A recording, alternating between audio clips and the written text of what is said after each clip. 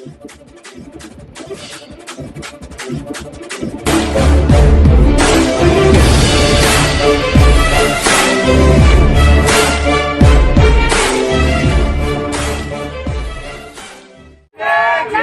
Para Hindustan news में आपका हार्दिक स्वागत है। खबर सोनीपत से। संयुक्त संघर्ष समिति ने प्रशासन को दिया 10 दिन का अल्टीमेटम। प्रशासन को कार्रवाई करे वरना जन आंदोलन का करना पड़ेगा सामना। वैसे पुलिसकर्मियों ने नाबालिग लड़की के गुप्तांगों में ठोस दिया था डंडा और कांच की बोतल। लड़की के गुप्तांगों से अभी तक नहीं थम रहा है आंतरिक खून का बहाव।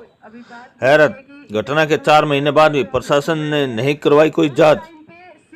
बड़े शर्म की बात, बड़ौदा उपचुनाव के चलते घटना पर चुप्पी साधे हुए हैं सभी राजनीतिक दल। सोनीपत बस स्टैंड के पास स्थित अंबेडकर पार्क में छात्र एकता मंच, नौजवान भारत सभा और छात्र अभिभावक संघ द्वारा एक जन आक्रोश सभा का आयोजन किया गया। जनसभा बड़ौदा हल्के के बुटाना गांव की दलित लड़की के साथ पुलिस हिरासत में 12 पुलिसकर्मियों द्वारा किए गए बर्बर बलात्कार के खिलाफ की गई थी। ध्यान रहे कि विगत 30 जून की रात बुटाना में 2 पुलिसकर्मियों की कथित हत्या के मामले में पुलिस ने इन 2 लड़कियों को भी दोषी बताया, जिसके बाद इन लड़कियों की मां ने 2 जुलाई को अपनी दोनों लड़कियों को लेकर बुटाना थाने में सरेंडर कर दिया था। सरेंडर के बाद पुलिस चौकी बुटाना, बड़ौदा थाना व सीआईए स्टाफ को आना के 1 दर्जन पुलिसकर्मियों ने नाबालिग लड़की के साथ बलात्कार किया। उन वैसी दरिंदों ने दरिंदगी की सारी हदें पार करते हुए नाबालिग लड़की के गुप्तांगों में डंडा और कांच की बोतल तक ठूस दी, जिसके बाद लड़की के गुप्तांगों से अब तक आंतरिक खून का बहाव नहीं थम रहा है। इस घटना के 4 महीने बीतने पर भी किसी प्रकार की कोई जांच प्रशासन ने नहीं करवाई। यह बड़े शर्म की बात है कि बड़ौदा उपचुनाव के चलते सभी राजनीतिक दल भी घटना पर चुप्पी साधे हुए हैं। नाबालिग लड़की के साथ हुए भत्स बलात्कार के दोषियों पर कार्रवाई करवाने और घटना की निष्पक्ष जांच के लिए जन आंदोलन को तीव्र करने की दिशा में यह जनसभा आयोजित की गई थी। जनसभा में आम नागरिकों के अलावा विभिन्न सामाजिक संगठनों ने भी अपनी उपस्थिति दर्ज की थी। जनसभा के बाद सभी संगठनों के एक प्रतिनिधि की भागीदारी के साथ इस मामले को लेकर एक संयुक्त संघर्ष समिति का गठन किया गया है, जो अब इस केस का नेतृत्व और पीड़िता को न्याय दिलाने के लिए संघर्ष करेगी। संघर्ष समिति ने 10 दिन का अल्टीमेटम देते हुए प्रशासन को से कहा है कि या तो इस दौरान कोई कार्रवाई करे वरना जन आंदोलन का सामना करने के लिए तैयार रहे। एसएफएस चंडीगढ़, बेखौफ आजादी, Chandigarh Bharatiya Kisan Panchayat, SUCI, PSF, Bhim Army, Disha Chhatra Sangathan, Valmiki सभा, आजाद समाजवादी पार्टी, लोकतंत्र सुरक्षा पार्टी, आम आदमी पार्टी व नागरिक अधिकार मंच के कार्यकर्ता इस जन आंदोलन सभा में शामिल हुए। सभी संगठनों ने सरकार से नाबालिग दलित लड़की के साथ हुए गैंगरेप की न्यायिक जांच करवाने या दोषी पुलिसकर्मियों पर सख्त कार्रवाई की मांग की है। सोनीपत से अनुप कुमार सैनी की रिपोर्ट।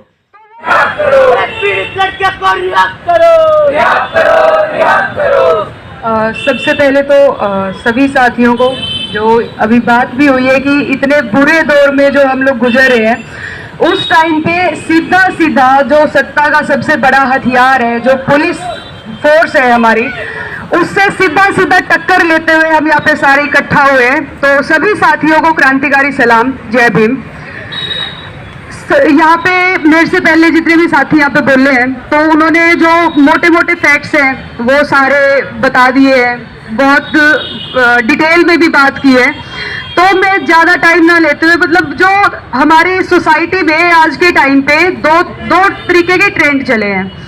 एक जो सत्ता में ट्रेंड है, एक जो जनरल पब्लिक में जो ट्रेंड है, कि आज के टाइम पे जब भी कोई रेप केस होता है तो पुलिस जो संस्था है उसमें ट्रेंड है कि रेप केस को डिनाई कर दो, कि रेप हुआ ही नहीं है, कि मेडिकल रिपोर्ट जो है, सारे तरीके के जो डॉक्यूमेंट है, उसमें ये साबित कर दो कि रेप हुआ ही नहीं है। क्योंकि जो दिल्ली रेप केस के बाद, निर्भया रेप केस के बाद जो सजा है रेप केस के लिए, वो इतनी ज़्यादा स्ट्रिक्ट हो गई है कि अगर रेप केस साबित हो गया तो सीधा उनको फांसी की सजा है। तो रेप केस ही डिनाई कर दो कि रेप केस हुआ ही नहीं है। और जो पिछले 2 रेप केस के बाद जो हाथरस रेप केस का कांड हुआ, जहाँ पे एक दलित लड़की के साथ अपर कास्ट के लड़कों ने उसका रेप किया, और जो यहाँ पे भी जो घटना है कि यहाँ पे भी सुनने में आ रहा है कि जो पुलिस वाले हैं वो सारे अपर कास्ट के थे। और जो एक नाबालिग दलित लड़की के साथ यहाँ पे हुआ है, तो एक सवाल पूछा जाता है कि आप ये दलित क्यों बोलते हैं, कि रेप तो होता ही है ना, हमारे समाज में औरतों के साथ, बहुत सारी औरतों के साथ रेप हो रहा है, तो आप दलित क्यों जोड़ते हैं बीच में। तो यहाँ पे हम सबको अपने आप से भी सवाल करने की जरूरत है कि क्या यही जो सेम घटना है कि यहाँ पे हरियाणा में क्या जाटों की लड़की के साथ ऐसा हो सकता है।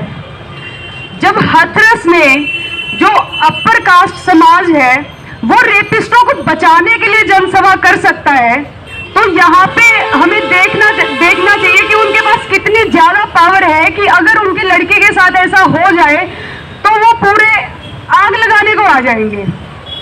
तो यहाँ पे हमें ये बताना बहुत जरूरी है कि दलित लड़की के साथ रेप हुआ है, कि जो हमारी सत्ता है उसका क्या रवैया है दलितों और औरतों के खिलाफ, कि पुलिस ये संदेश हमें, जो सत्ता का ये संदेश है कि वो हिंदू राष्ट्र बनाने जा रहे हैं और जो वो मनुस्मृति लागू करना चाह रहे हैं उस मनुस्मृति के अकॉर्डिंग कि जो दलित हैं वो अपर कास्ट वालों की सेवा करने के लिए बने हैं, तो उनकी औरतों का तो क्या ही हाल होगा उस हिंदू राष्ट्र में। तो आप लोग सबसे पहले तो ये डिसाइड कर लें कि हमें हिंदू राष्ट्र के खिलाफ जंग छेड़नी पड़ेगी। अगर दलितों को और औरतों को अपने अधिकार चाहिए तो सबसे पहले इनके हिंदू राष्ट्र के आइडिया पे चोट करनी पड़ेगी। उसके बाद जो इस केस में हमें मतलब सीधा सीधा दिखता है कि यहाँ पे कोर्ट कचहरी का काम तो सिरे से मतलब खत्म कर दिया गया है, कि कोर्ट कचहरी कुछ नहीं है, सीधा सीधा जो है पुलिस स्टेट बनेगा अब, कि पुलिस को लग गया कि हाँ भाई इन्होंने जुर्म किया है, इनको सजा दे दो।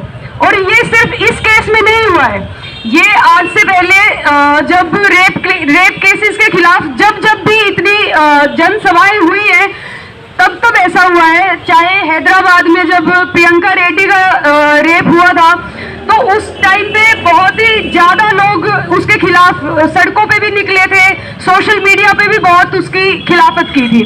तो उसके बाद पुलिस ने क्या किया कि किसी लड़कों को पकड़ा, हमें नहीं पता कि वो उन्होंने जुर्म किया भी था कि नहीं किया था, उनका एनकाउंटर कर दिया। तो इसी तरीके से यहाँ पे भी हमें अभी तक कुछ नहीं पता कि लड़कियां मर्डर के उसमें शामिल थी कि नहीं थी, पर पुलिस ने बोला कि थी, उन्होंने अपने तरीके से सजा भी दे दी।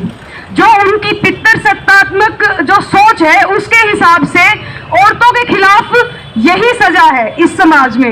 अगर वो ये हिम्मत करती है कि वो रात को 2 बजे या आधी रात को अगर अपने बॉयफ्रेंड से मिलने जाए, अपने फ्रेंड से मिलने जाए, कि उनके द्वारा जो समाज के ठेकेदारों ने जो टाइम निर्धारित किया है कि इसके बाद या औरतें इस दायरे में रहे, अगर वो इस दायरे से बाहर आएंगी तो उनके साथ यही होगा।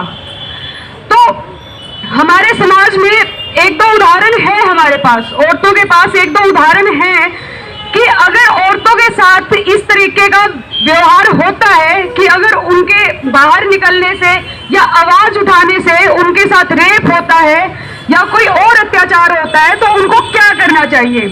सबसे बड़ा उदाहरण हमारे पास फूलन देवी का है कि जब उसके साथ पुलिस मुर्दाबाद मुर्दाबाद मुर्दाबाद, कि जब उसके साथ ऊंची जाति के ठाकुरों ने वहां पे रेप किया था तो उसको इस पूरी सत्ता से और इस पूरे पुलिस प्रशासन से कोई न्याय नहीं मिला, तो उसने अपना न्याय खुद ले लिया उन सारे जो सारे आदमी थे उनको मार के। तो आज के टाइम पे जो ये सत्ता है ये हमें भी यही ऑप्शन दे रही है, क्योंकि जिनका काम ये था कि वो हमें बचाएं, जो हमारी सुरक्षा करे, वही तो सत्ता का काम कर रहे हैं हमें दबाने के लिए, हमारे ऊपर अत्याचार करने के लिए। तो साथियों, जैसे जब भी पूछा गया कि भाई इसका मतलब हम लोग क्या सोल्यूशन देखते हैं, तो इसमें सबसे पहले तो यही है कि जितने भी हमारे यहाँ पे सारे संगठन इकट्ठा हुए हैं, चाहे वो अलग अलग बैनर के अंडर यहाँ पे आते हो, पर कुछ मुद्दे हैं जहाँ पे हम मिनिमम अंडरस्टैंडिंग के साथ में जा सकते हैं। क्योंकि लड़ाई जब औरत के हकों की लड़ाई की बात आती है तो सिर्फ वो औरत के हकों की लड़ाई तक नहीं रह जाती। अगर समाज में पूरे बराबरी नहीं होगी तो औरतों को भी बराबरी नहीं मिल पाएगी। जिस तरीके से हमारे गांवों का स्ट्रक्चर है उसी तरीके से सत्ता का भी स्ट्रक्चर है कि जिस तरीके से हम अपने गांवों में देखते हैं कि एक ही तबके का जो अपने आप को गांवों के चौधरी कहलाते हैं उनका ही गांव में दबदबा है। और वो दबदबा क्यों है? क्योंकि गांव के सारे जमीनें, सारे संसाधन उनके ऊपर उनका कब्जा है। तो ये सवाल उठाना भी हमारे लिए बहुत जरूरी है कि अगर औरतों और दलितों को गांवों में, शहरों में अपना हक स्थापित करना है तो जमीनों का जो सवाल है वो भी उठाना बहुत ज्यादा जरूरी है। यहाँ पे अभी जो पहले भी कुछ साथी कह के गए हैं कि अभी जो बड़ौदा में इलेक्शन आने वाले हैं, तो अभी इलेक्शन के टाइम पे भी जो कोई भी मंत्री है या फिर कोई भी कैंडिडेट है जो मेन स्ट्रीम पार्टी से बिलोंग करते हैं, जो पार्लियामेंट्री पॉलिटिक्स में है, उन्होंने इस मुद्दे को नहीं उठाया। तो यहाँ से हमें समझ लेना चाहिए कि जो ये पार्लियामेंट में बैठने जा रहे हैं, जो हमारी विधानसभा में बैठने जा रहे हैं, वो कभी भी हमारे मुद्दों को नहीं उठाएंगे। जब भी हमें अपने मुद्दों को उठाना है हमें खुद ही सड़कों पे आके अपने हक मांगने होंगे। तो मैं इन्हीं बातों के साथ अपना बात खत्म करूंगी। तो एक नारे के साथ मैं खत्म करूंगी। नारी मुक्ति सबकी मुक्ति, सबकी मुक्ति जिंदाबाद, जिंदाबाद जिंदाबाद जिंदाबाद जिंदाबाद, इंकलाब जिंदाबाद, जिंदाबाद जिंदाबाद। शुक्रिया साथियों। सही बयां कर दी है, जो सच है मैं वही बता रही हूँ आप सबको। जो मैं वहाँ गई थी, मेरे जाने से पहले वो लड़की दोनों वहीं थे, मैं गई यहाँ पे। तो जैसे हम जाते हैं तो एक दूसरे से मिलते हैं, पूछते हैं कि आप कहाँ से आए और की। तो फिर उन्होंने पूछा मेरे से कि आप कहाँ से आए हो, मैंने कहा मैं भी सोनीपत से हूँ। तो फिर सोनीपत के नाम में फिर वो भी बोली कि मैं भी सोनीपत से हूँ, उनकी ठिकाना काम से। उन्होंने सारी बात बताई, मैं उनके साथ 6 दिन रह के आई हूँ। सारी बात जो उनके साथ बलात्कार हुए, जो पुलिस वाले ने किया, जैसे ऐसे जो नहीं करना चाहिए था ऐसे किया पुलिस वालों ने। जो पुलिस वालों ने किया, 10-12 पुलिस वालों ने जो दारू पी के नाबालिग लड़की के साथ किया, जो नहीं होना चाहिए था, जो कि मैं देख के आई हूँ। उन्होंने मेरे को दिखाए अपने जो शारीरिक शरीर के अंदर जो जख्म है वो जख्म भी दिखाए हैं, और जो शरीर में निशाने हैं, चोट के निशाने हैं, वो भी दिखाए मेरे को, मैं देख के आई हूँ।